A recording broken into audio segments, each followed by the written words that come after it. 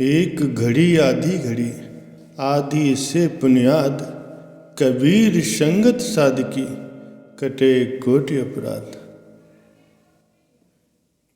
अगर कोई कुछ समय के लिए भी सत्संग श्रवण करता है, संत महापुरुषों के सानिध्य में बैठता है और उनके वचनों पर अमल करता है, तो क्षण मात्र में ही उसके समस्त पाप कर्म जलकर नष्ट हो जाते हैं।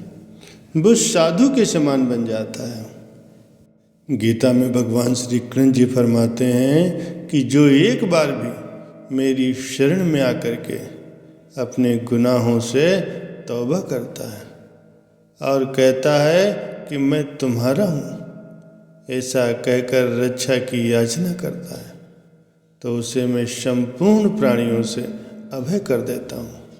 ये मेरा व्रत है। संत फरमाते हैं कि जो भगवान का हो गया उसका मानो दूसरा जन्म हो जाता है। वो पापी नहीं रहता, वो साधु के समान हो जाता है। एक बार एक चोर राजा के महल में चोरी करने गया।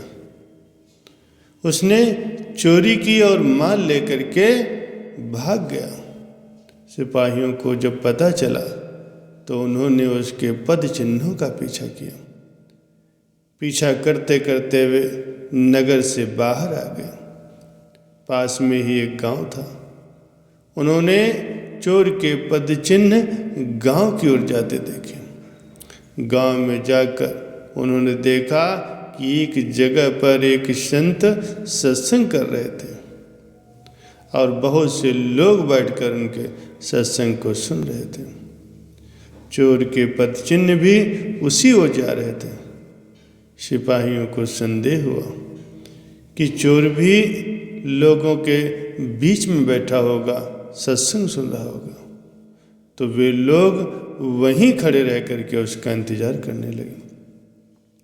सत्संग में संत कह रहे थे कि जो मनुष्य सच्चे हृदय से भगवान की शरण में चला आता, भगवान उसके संपूर्ण पापों को माफ कर देते हैं।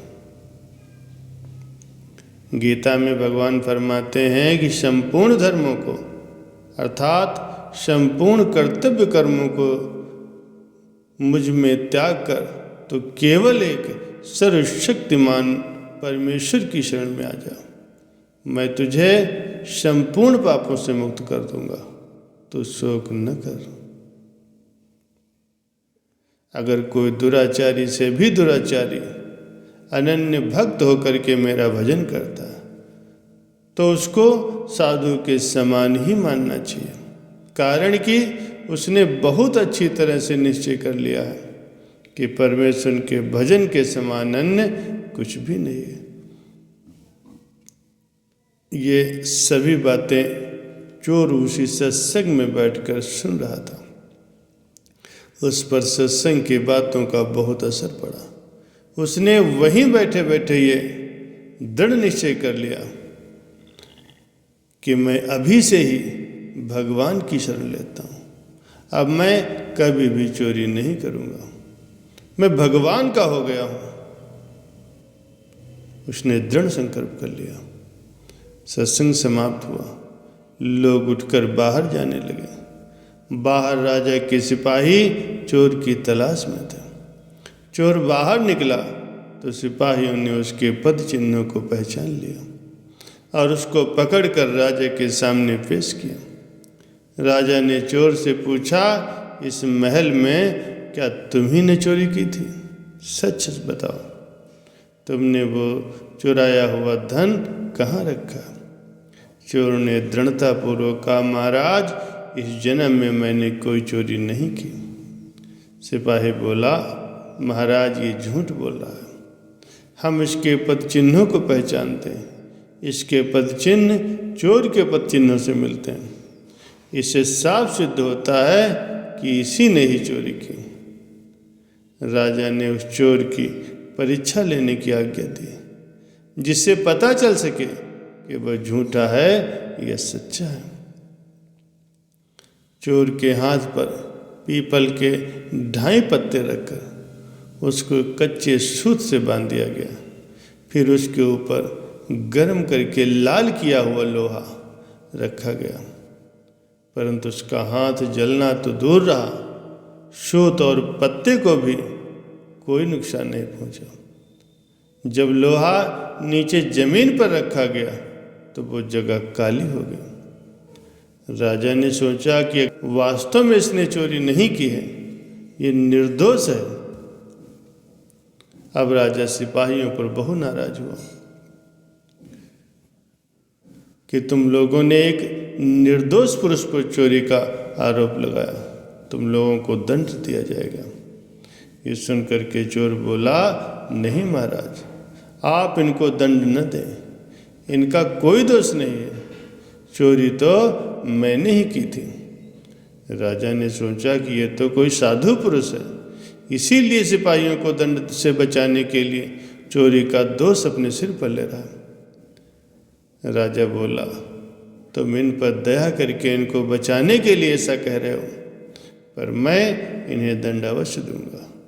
चोर बोला, महाराज मैं झूठ नहीं बोल रहा हूँ, चोरी मैंने ही की थी।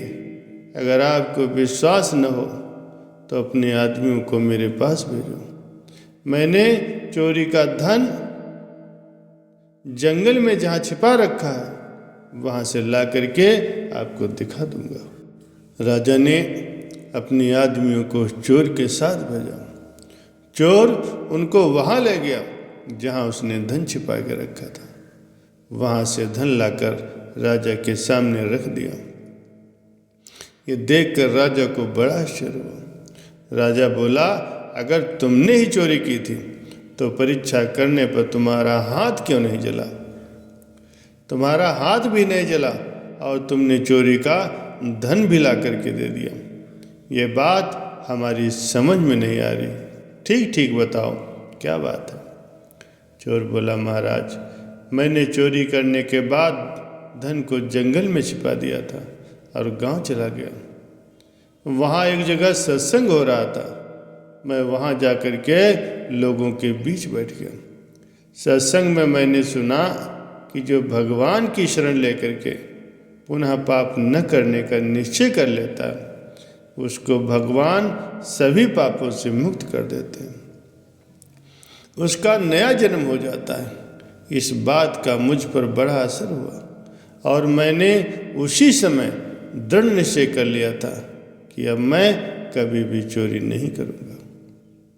अब मैं भगवान का हो गया हूँ, इसलिए कभी भी चोरी नहीं करूँगा। इसीलिए तब से मेरा ये नया जन्म हुआ है। इस जन्म में मैंने कोई चोरी नहीं की, इसीलिए मेरा हाथ नहीं जला। आपके महल में मैंने जो चोरी की थी वो तो पिछले जन्म में की थी। कैसा दिव्य प्रभाव होता है सत्संग का। मात्र कुछ क्षण के सत्संग ने चोर का जीवन ही पलट दिया, उसे सही समझ दे करके पुण्यात्मा और धर्मात्मा बना दिया।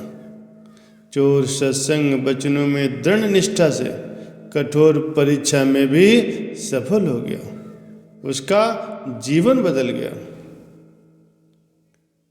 राजा उससे बहुत प्रभावित हुआ, प्रजा से भी वो सम्मानित हुआ और प्रभु के रास्ते चल करके प्रभु कृपा से उसने परम पद को भी प्राप्त कर लिया। सत्संग पापी से भी पापी व्यक्ति को पुण्यात्मा बना देता है। जीवन में अगर सत्संग नहीं होगा तो आदमी कुसंग जरूर करेगा।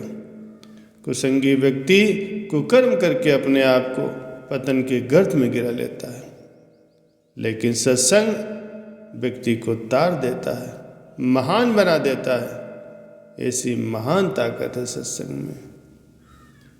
इस लोक में भी सुखी रहता है और अपने परलोक को भी संभाल लेता है।